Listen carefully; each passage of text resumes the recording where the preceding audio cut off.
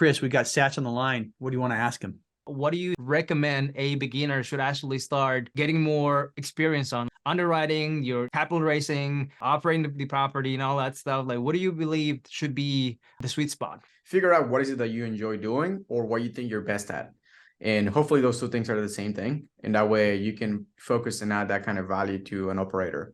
And then the second thing is start building your brand. Everyone that I meet down the road, at some point they do end up needing capital for something and they regret not having starting their personal brand sooner.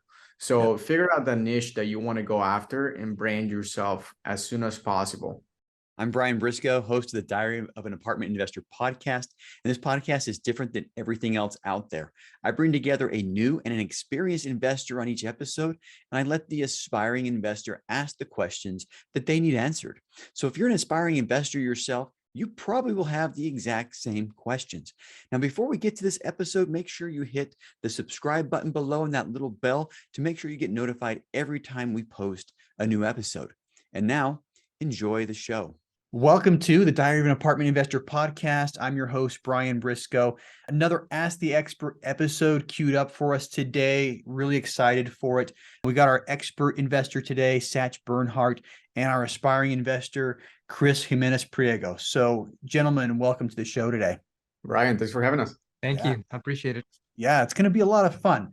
So what we usually do, and I think most people who listen are familiar with this, but we put our expert in the hot seat first. So Satch, let's talk a little bit about you. Do us a favor. Tell us about yourself. Yeah, absolutely. So my background is in aviation. I started flying when I was 18. I came from Mexico, same place as Chris, just to become a pilot, right? That was my dream, to be a pilot since I was a little kid. And I did it. I started flying for the airlines when I was 21. Wow. And That's that early. was it's funny story. I applied at too many airlines and they wouldn't let me fly. They told me the minimum age back then was 23 to be an airline pilot. And then they started needing pilots. So they came up with this new regulation that allowed you to be 21. The only caveat was you could not be a captain, right? And I was like, I'm okay. Just get me in the plane. I don't care if I'm not a captain. So I started flying, and there was only one airline that accepted me that knew about that regulation, and not all the other ones knew about it. So they're the ones that are like, yeah, come on, we'll take you. Wow, So awesome. Yeah. I started flying with them. I was having so much fun. But then very soon, I started noticing how I was gone away from home too much. When I was 21, it didn't bother me. But when I started turning 24, 25, I got a wife and I knew kids were coming soon. That's when it started taking a toll on me. So I started looking for other things to do outside of aviation that could lead me to not be gone so much. And I still love flying. I love flying the airplane. I just did not want to deal with the schedule of being gone from home. So after reading books and trying to figure out what I could do, I landed on real estate. I saw that there were guys flipping houses and that they could generate money from that. So I figured, hey, you know what? If I can complement my income with some of that money, I can probably drop a lot of my trips, which you can at the airlines. You can drop a lot of your trips. You just don't get paid, right? So I started doing that, and I was successful at doing it. I started doing flips and wholesale deals, and I started dropping my trips at the airlines. And dude, I was loving it. I was having such a good time. I was only flying whenever I wanted to fly with the guys that I really enjoy flying with, or if I saw a city that I liked flying to, I'll go. Funny story, some months I will fly like 0 hours, and because the airline was paying for my insurance at the time, there was some months that they could not even deduct my part of the premium, so I had to send them a check so that they could cover my payments. So I was sending my employer a check so they could pay for my insurance. But I didn't care. So things changed dramatically in 2020 when my airline shut down. It was in the middle of the pandemic. I don't know if you remember, everything in the economy slowed down dramatically. Oh, I remember. Yes. And that hit us really hard. My airline especially was one of those that got affected, and that I kept doing what I was doing. And I said, you know what, I'm just going to dedicate my time to real estate and go all in. So I started growing my company, and I grew that flipping company to 31 team members now. And I stepped out of that company. So I grew it. It's still there, still running. And once I stepped out of that company, I started building my private equity firm to invest in multifamily deals. What I noticed is that there were a lot of other aviation professionals that were in my position that were struggling because when our airline shut down, they were struggling to find other jobs. They did not have that passive income coming in. So I set out on a mission to help as many aviation guys that I can with my private equity firm. So that's where I landed to where I am today. Yeah. For most of the time, I think aviation is a good career, but I mean, in my lifetime, I've seen two gigantic, stoppages of airlines. September 11th, things dropped off the cliff. And then with the COVID pandemic, I mean, I was active duty Marine, and I've got a lot of friends that are pilots in the Marine Corps or were pilots in the Marine Corps. And I'll tell you what we saw is a lot of guys that had their retirement papers in or that were, planning on getting out ended up, picking up the phone and saying, can I take my retirement package back? Can I undo that? And we ended up having a lot of pilots who were trying to get out and convert from military pilots to civilian that ended up, coming back to the Marine Corps and saying, hey, I want to stay around for a little longer. But yeah, job security, I mean, is a huge thing. It's also a reminder that, if you're a W-2 employee, things can happen like that and just, your job just disappears. So yeah, a lot of good stuff there. So yeah, you're building an equity program right now, or equity company, or you built an equity company now, and your goal is to help pilots, correct? Yeah, absolutely. Awesome. And yeah, you hit it right on the nail on the head. There's a joke going around between airline pilots that you're not a real airline pilot until you have been furloughed 3 times and divorced twice. So yeah.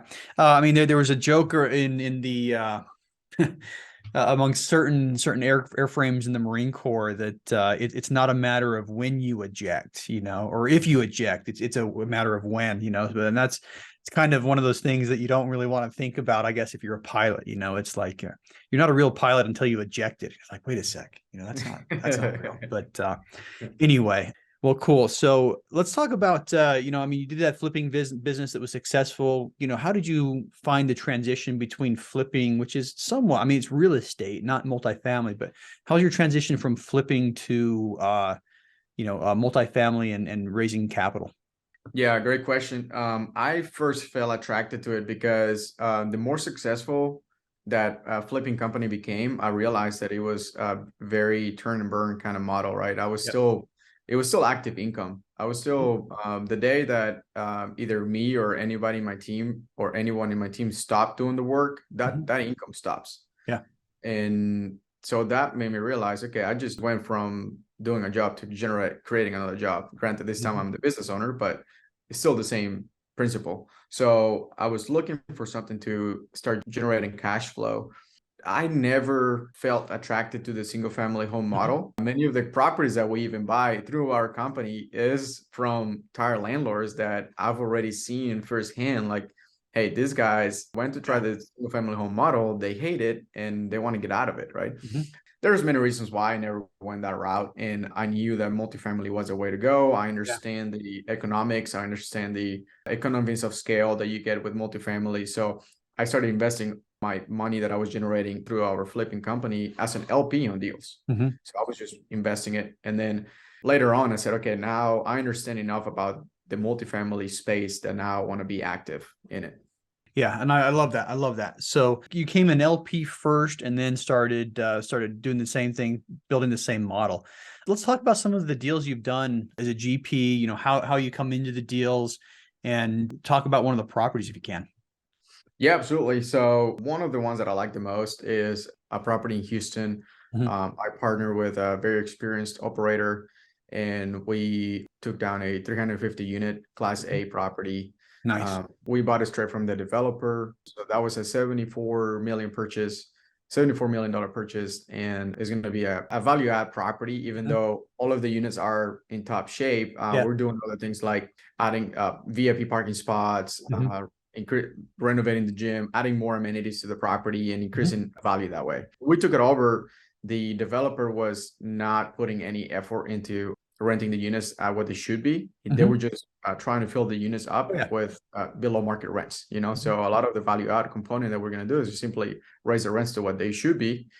And that's just going to put a substantial amount of income into our NOI there. Yeah. And I mean, it goes to show you can do a value add program with just about any property. And when developers finish, That's kind of what they try to do. They try to fill it up as quickly as possible. They're not operators, they're developers. I think most of them have learned that they're going to get more out of the property if it's partially full. If they have tenants in there, if they have people in there, they can sell it for a higher price to the operators, and the operators have to, I think a lot of times, kind of clean up the mess. It's like, okay, all right, we're going to raise rents. We're going to, actually start operating it like we need to. That was the business plan. How long did this property close? We actually closed that one last September. Okay.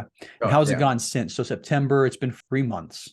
All right. How far into the value plan have you guys gotten in 3 months? I mean, that's not a lot of time, but yeah, no, that's not a lot of time. Everything is going really well on that property. It's very basic stuff. So there's really no problems that we have faced into that one yet. Just like in many of the other properties that I have invested as an LP, there's always some problem that arises along the way that is pretty normal, right?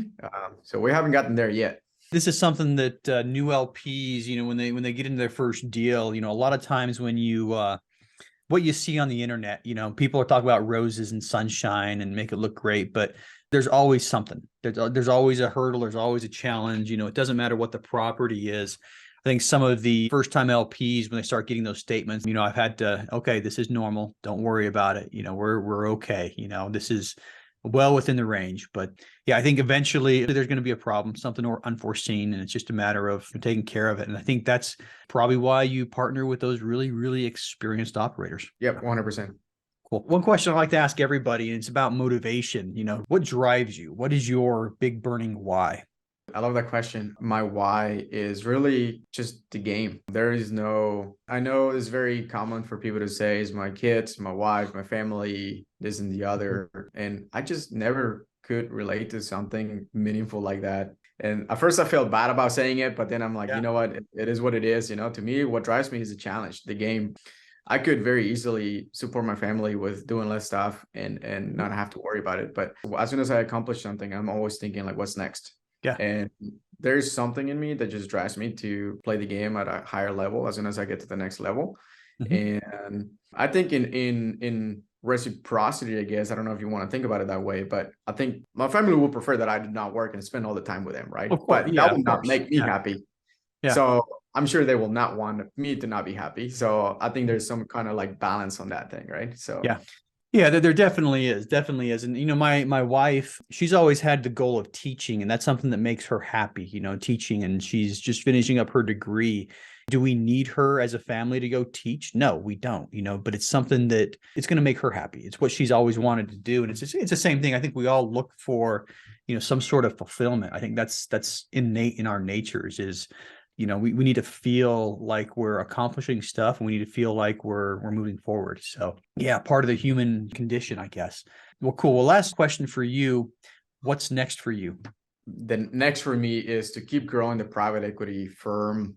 I want to keep acquiring more multifamily properties. We're also involved in a short-term rental portfolio. We were working on that this past year with some very experienced operators in that space. So I want to grow that real estate private equity space and eventually transition into businesses. I've always feel attracted to like the Blackstone model, of like turning around companies.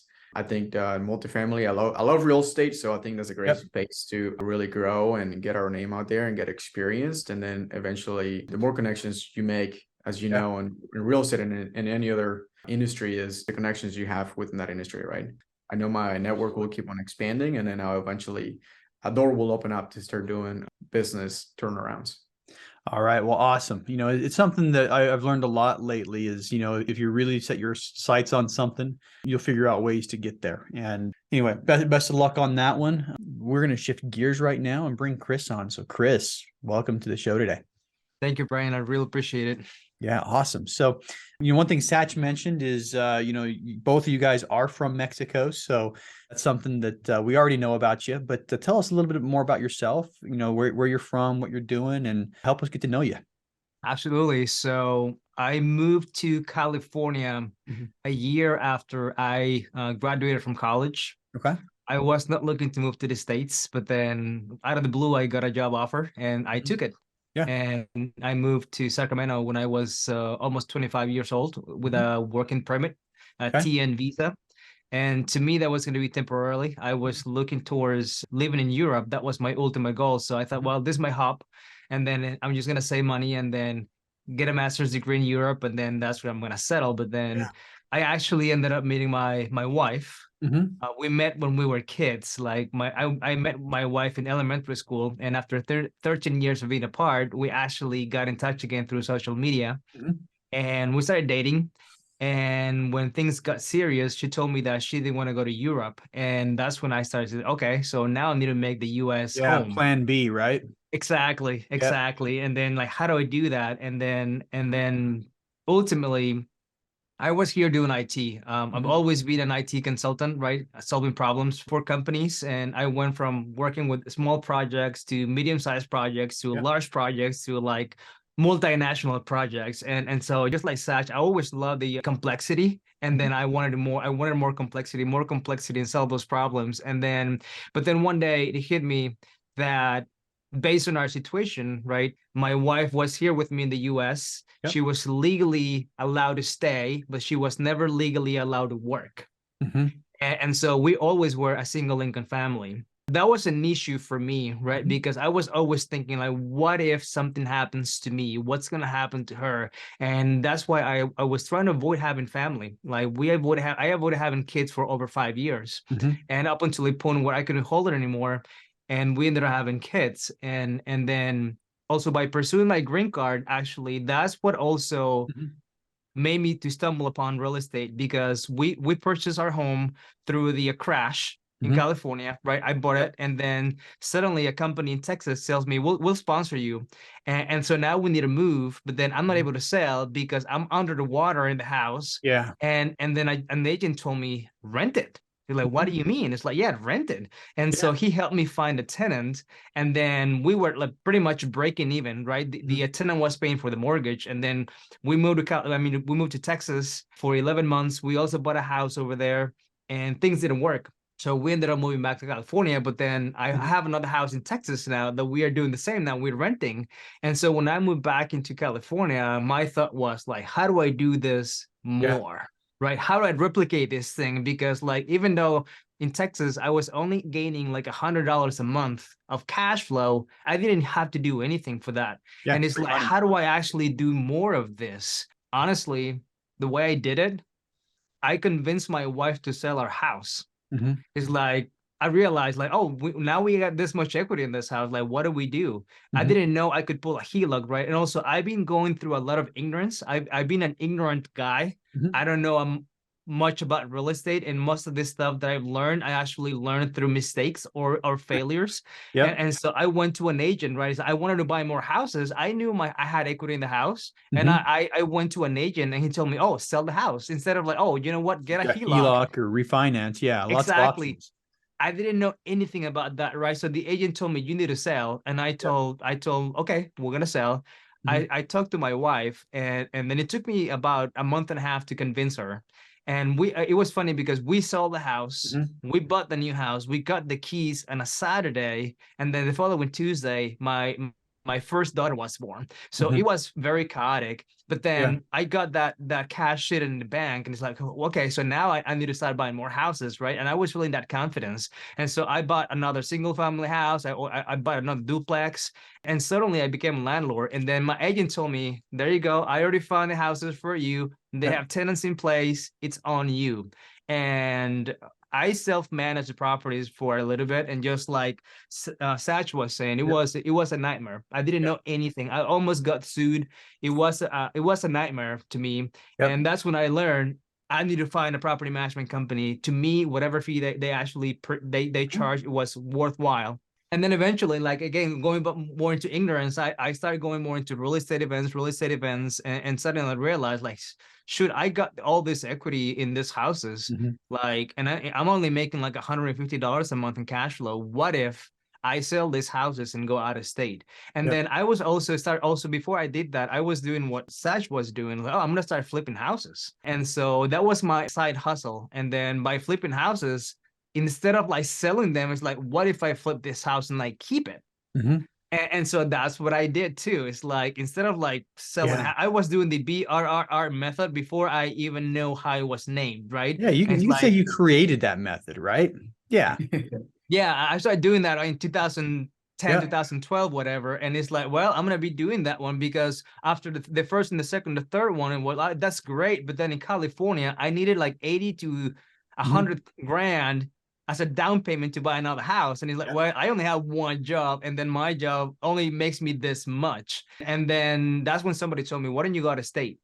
Mhm. And that moved my portfolio out of state, and that's when I grew from like 3 or 4 houses to 13 houses that we have right now. Nice. Which, and then eventually I started learning into, oh, what is this multifamily space? And Mhm. then the people that I was talking to multifamily, they were telling me, oh, you need to be accredited, you need to be accredited, you need to be Mhm. accredited. And I should, it's like, I want to invest in this thing, but then I'm not accredited.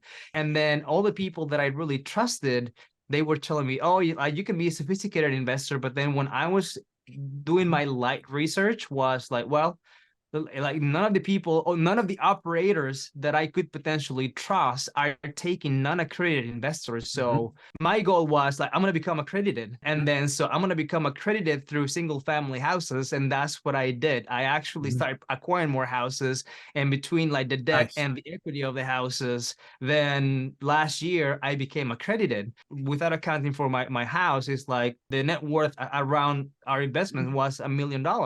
And it's like, well, I think I check out that box right now. And so now let's get into multifamily. And that's how I got into the space. Awesome. Awesome. Hey, that's a great journey. I mean, a lot of ingenuity there, a lot of sweat, a lot of hustle. And I appreciate you sharing that, and amazed at what you've done. I mean, just the fact, hey, I need to become accredited, and I'm buy more houses. Here we go. A lot of people just don't quite have that drive and that mindset. So I think that's awesome. It sounds like you have a lot of motivation. So I want to ask you the same question I ask everybody. So what's your why? What motivates you? That's a great question. And my answer might be very similar to Satch. It's not my family. And I realized that once when I was stuck in LA traffic, and I realized that my family was not really pulling me because I was Mhm. working remotely, right? I built, like, even though I had a W-2, I Mhm. built my W-2 to actually support my lifestyle at a time. So I was working from home. I was doing this, I was doing that.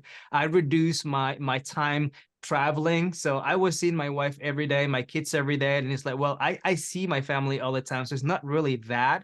And then one day it really hit me. It's like I was stuck in LA traffic. I didn't want to be there, and I didn't want to go to that meeting. And it's like, I Yeah. want freedom of time. It's like I want the freedom to say yes or no and not to be worried about the consequence. And that's what I'm going after, the freedom of Awesome. time. Yeah. I think that's what a lot of people are looking to get, is exactly that freedom, be able to do what you want when you want and have things still taken care of. I mean, there's a lot of responsibility that comes with that. But anyway, here we go. So Chris, we got Satch on the line. What do you want to ask him?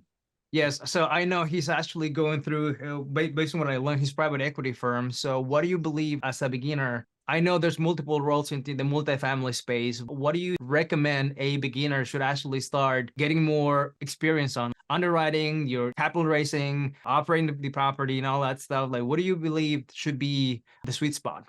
Great question, man. I always say that figure out what is it that you enjoy doing or what you think you're best at.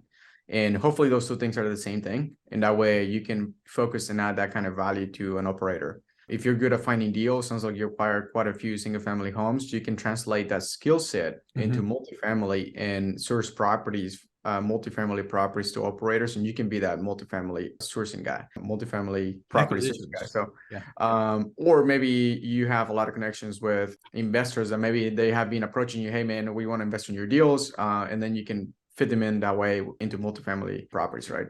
So that would be one thing. Figure out what is it that you want to do, figure out your strengths and what you enjoy doing. And then the second thing is start building your brand on either side of the fence that you're sitting on, whether you're going to be like, yeah, I don't care about building my brand because I'm just going to be sourcing properties. Everyone that I meet down the road has always, that is, maybe they're not focused on capital raising.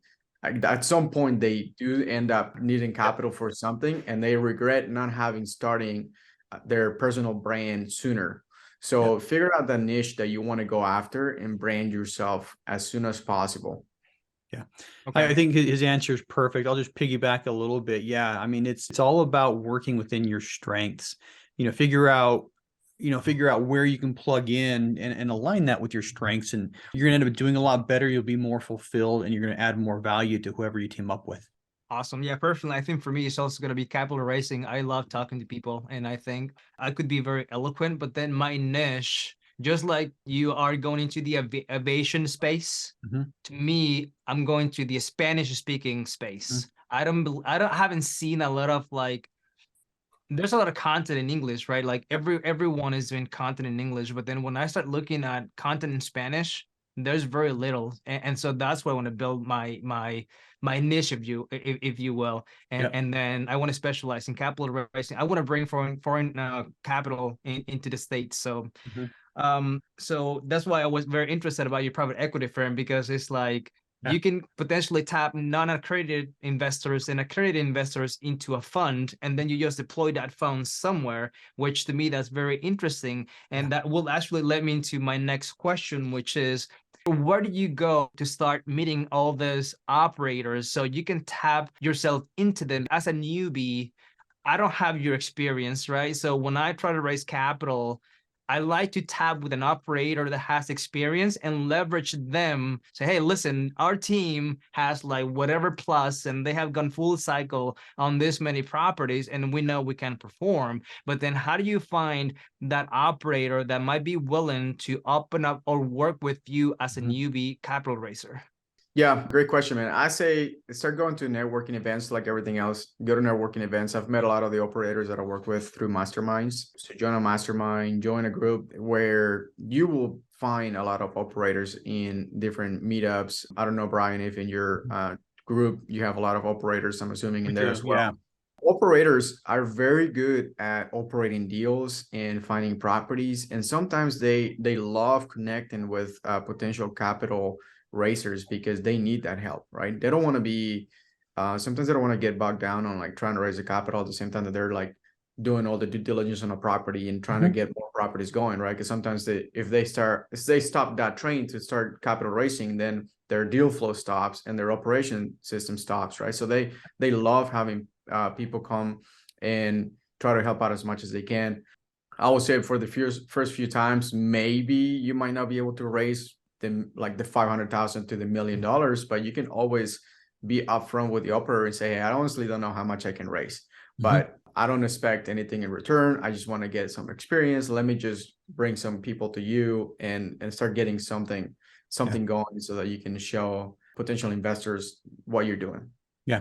And I'll say, the conferences, I'll tell you what I'm doing next week. There's a big conference full of capital raisers. It's Raise Fest. It's Hunter Thompson's thing. And this podcast is probably going to air while I'm there, but I'm looking to acquire properties, and I'm in the opposite seat. I'm looking for people who can bring capital for me. And so what am I going to do? I'm going to go to a conference where there's a whole bunch of people there who are learning how to raise capital. That's what the Raise Fest is about, is raising capital. But, I think Satch, hit the nail on the head. Put yourself around these guys. And there is a little bit, maybe some chicken and an egg here, where if you're a brand new capital raiser, a lot of the experienced operators, they want to stick with people who are, most of them are going to want to stick with people who are experienced. It's like, okay, you've never raised capital before. You might get one or two of them to bring you in. I think what Satch said, if you say, hey, can I just bring some investors in, and I don't want part of the GP, I'm just going to refer them to you and you're good, that would probably work. But I think what a lot of people have a little more success in for their first capital raise is find somebody that's done maybe two or three deals, and the reason that ends up working out well is, when somebody does their first syndication, they're reaching out to their friends and family, and they're reaching out to the low-hanging fruit that they have in their network. And they may be able to close one or two deals with their own personal network, but pretty soon they start realizing everybody should be raising capital, but they get to the point to where they realize, crap, I haven't done enough to raise capital, and now I need someone. So I think a lot of times your first time people who are looking to raise capital have a little more traction with the guys that have done one or two deals, that they have a little bit of experience, they've been able to close, and now they just start to realize that, yep, we need money. What are the masterminds that you could potentially recommend? Yeah, for sure. So one mastermind that I'm in, I don't know, Brian, I don't know if you're in or not, but is the one that he just mentioned, which is Hunter Thompson's Race Masters. There's a lot of operators there, and a lot of them join for the same reason that what Brian just alluded to, right? They know that there's a lot of capital racers in there, so they joined for the sole purpose of connecting with capital racers.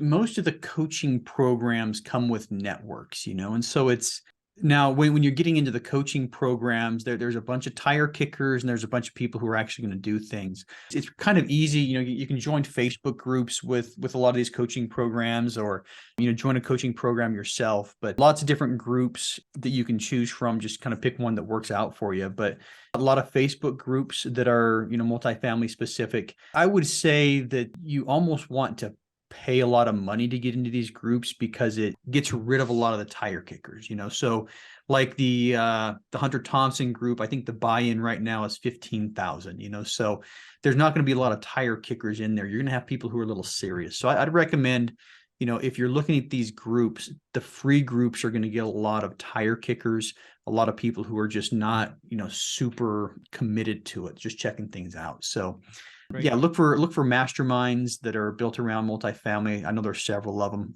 For some reason, I can't think of any right now, and then latch onto those. Thank you. Yeah. So my last question would be then, if you were able to talk to your younger self, what would you actually tell you?